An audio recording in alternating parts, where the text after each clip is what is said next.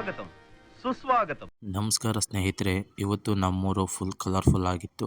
ಯಾಕೆ ಅಂದರೆ ಇವತ್ತು ನಮ್ಮೂರಲ್ಲಿ ಜಾತ್ರೆ. ಸಂಕ್ರಾಂತಿ ಹಬ್ಬ ಮುಗಿದ ಮಾರನೇ ದಿನ ನಮ್ಮೂರ ಜಾತ್ರೆ ನಡೆಯುತ್ತೆ. ಎಲ್ರಿಗೂ ಹಬ್ಬದ ಖುಷಿ ಆದರೆ ನಮಗೆ ಜಾತ್ರೆ ಖುಷಿ ಇರುತ್ತೆ. ನಮ್ಮೂರಲ್ಲಿ ಮನೆಗಳಿಗಿಂತ ಹೆಚ್ಚಾಗಿ ಮರಗಳೇ ಇರೋದು. ಗೂಗಲ್ ಮ್ಯಾಪ್ ಹಾಕಿದರೂ ಕೂಡ ಕನ್ಫ್ಯೂಸ್ ಆಗಿ ಅಣ್ಣ ನೀನೇ ದಾರಿ ಹುಡ್ಕೋ ಅಂತ ಹೇಳುತ್ತೆ. ಗೂಗಲ್ ಮ್ಯಾಪ್ ಏನು ಆ ಥರ ಹೇಳಕ್ಕೆ ಹೋಗಲ್ಲ. ಅಷ್ಟೊಂದು ಕಾಡು, ಬೆಟ್ಟ, ತೋಟಗಳು. ನಮ್ಮೂರಲ್ಲಿ ಎಲೆಕ್ಷನ್ ಟೈಮಲ್ಲಿ ಜನ ಸೇರ್ತಾರೋ ಇಲ್ವೋ ಗೊತ್ತಿಲ್ಲ, ಆದರೆ ಜಾತ್ರೆ ಟೈಮಲ್ಲಿ ಮಾತ್ರ ಎಲ್ಲರೂ ಎಲ್ಲೇ ಇದ್ದರೂ ಪ್ರತ್ಯಕ್ಷ ಆಗಿಬಿಡ್ತಾರೆ.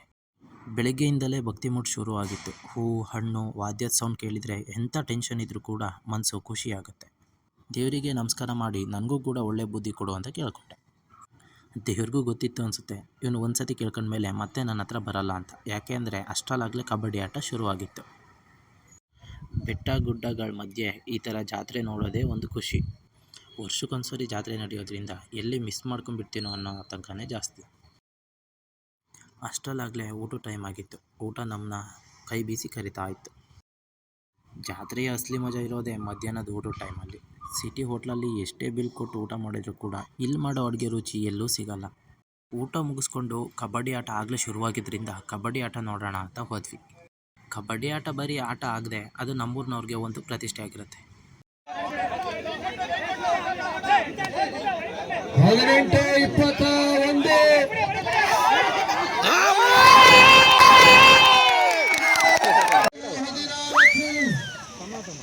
ಇನ್ನು ಲೇಡೀಸ್ಗೂ ಕೂಡ ಥ್ರೋಬಾಲ್ ಆಟ ಇತ್ತು.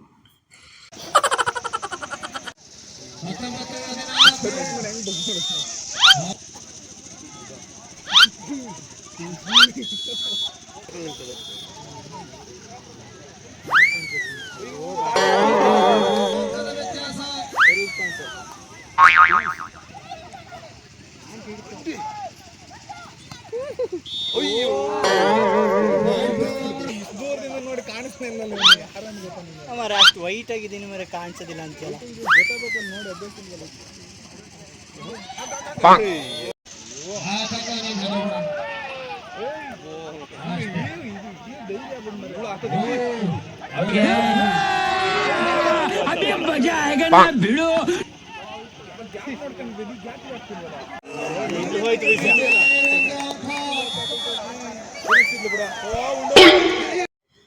ಇಲ್ಲಿ ಬಾಲ್ ಹಾಕೋದ್ಕಿಂತ ಹೆಚ್ಚಾಗಿ ಕಿರ್ಚಾಟನೇ ಜಾಸ್ತಿ ಇತ್ತು.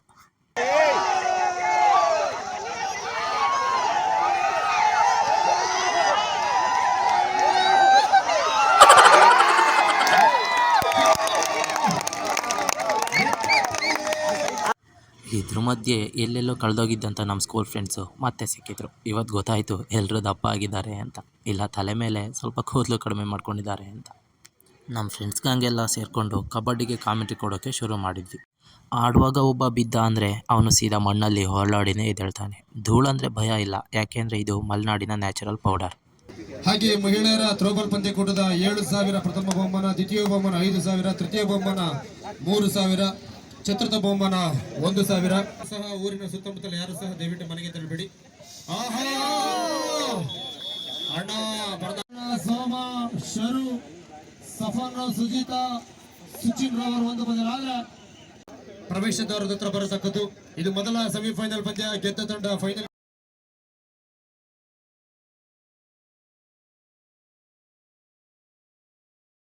ಅಂಕವನ್ನ ಲೈನ್ ದಯವಿಟ್ಟು ಲೈನ್ ಅನ್ನ ಅತ್ಯಂತ ಸೂಕ್ಷ್ಮವಾಗಿ ಗಮನಿಸಬೇಕಿದ್ದೇವೆ.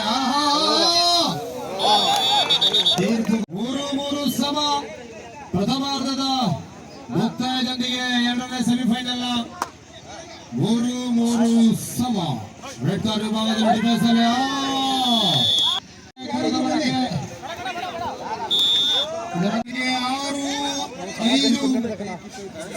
6-5 ದಾಳಿಯಲ್ಲಿ ಪುಟ ಈಗ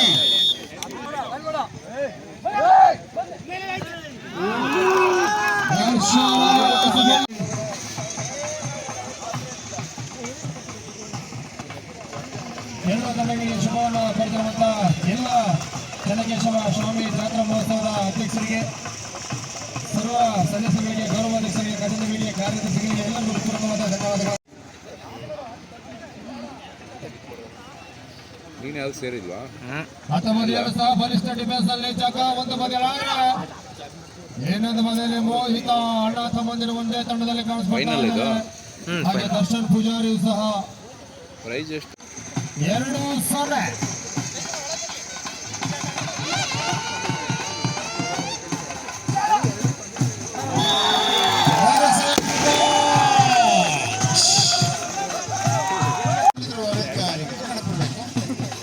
ಕಾಲಿಗೆ ಏಟಾಯ್ತಾ ಅಂತ ತಮ್ಮಂದಿರು ಅಜಯ್ ಮತ್ತು ವಿಜಯ್ ಆದ್ರೆ ಮೋಹಿತ್ ಮತ್ತು ಮನೋಜ್ 4. ಮನೋಜ್ ಆಚಲ್ಲ ಅವನೇ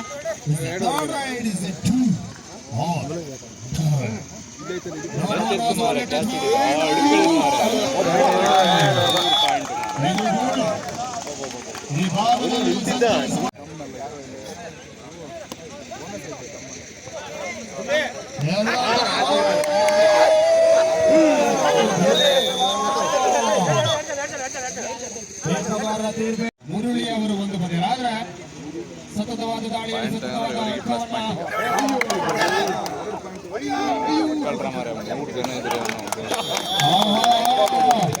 ಅವನು ಜಗ್ಗ ಬಿಡದುಂಟ ಮಾರ್ರ 7 ಸಮ. ಮಾತನಾಡಿಯಲ್ಲಿ ವಿಜಯ ಇವ್ರದ್ದು 8 ಅವ್ರದ್ದು 7 ಒಬ್ರು ಇಡಬೇಕು ಹಿಡಿದ್ರೆ ಈಗ ಆಯ್ತು. ಇಲ್ಲಕ್ಕ ನಾವು ಒಬ್ಬರೇ ಹಿಡಬೇಕು, ಹೋದ್ರೆ ಓದ್ತೇವೆ, ಒಬ್ಬರೇ ಹಿಡಬೇಕು. ನೆಕ್ಸ್ಟ್ ಚಾನ್ಸ್ ಐತೆ. 8-7.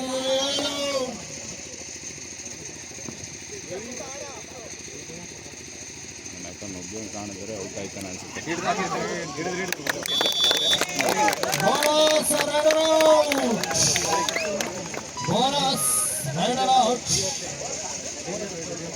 ಒಂದೇ ಒಂದು ಅಂಕದ ವ್ಯತ್ಯಾಸ.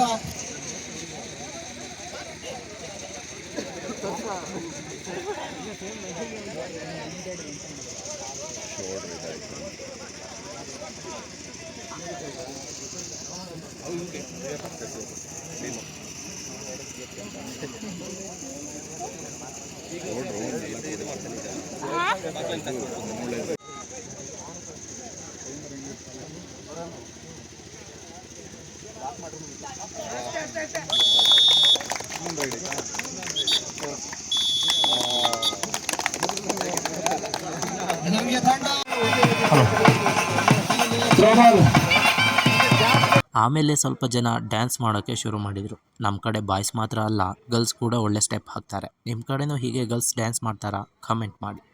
ಗೆದ್ದವರಿಗೆ ಟ್ರೋಫಿ ಕೊಟ್ಟಿದ್ದಾಯಿತು, ಸೋತವ್ರಿಗೆ ಕೈ ಕೊಟ್ಟಿದ್ದಾಯಿತು. ಮುಂದಿನ ವರ್ಷ ಮತ್ತೆ ಆಡ್ಲಿಕ್ಕೆ ಬನ್ನಿ ಅಂತ.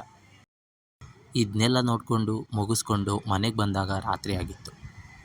ಮಲೆನಾಡಿನ ನ್ಯಾಚುರಲ್ ಸಿಂಗರ್ ಆಗಿರ್ತಕ್ಕಂಥ ಜೀರುಂಡೆ ಹುಳುಗಳು ಆಲ್ರೆಡಿ ಸಾಂಗ್ನ ಶುರು ಮಾಡಿದ್ವು. ನಮಗೋಸ್ಕರ ಮಲೆನಾಡು ಸ್ಪೆಷಲ್ ಕಡುಬು ಚಿಕನ್ ಸಾಂಬಾರು ಕಾಯ್ತಿತ್ತು. ಅದಕ್ಕೆ ಬೇಜಾರಾಗಬಾರ್ದು ಅಂತ ಚೆನ್ನಾಗಿ ತಿಂದು ತೇಗಿದ್ದಾಯಿತು. ಇದು ನಮ್ಮೂರಿನ ಜಾತ್ರೆ ಕತೆ. ಮುಂದಿನ ವೀಡಿಯೋದಲ್ಲಿ ಸಿಗೋಣ. ಲೈಕ್ ಮಾಡಿ, ಸಬ್ಸ್ಕ್ರೈಬ್ ಮಾಡಿ ಮತ್ತು ಸಪೋರ್ಟ್ ಮಾಡೋದನ್ನು ಮರಿಬೇಡಿ. ಧನ್ಯವಾದ.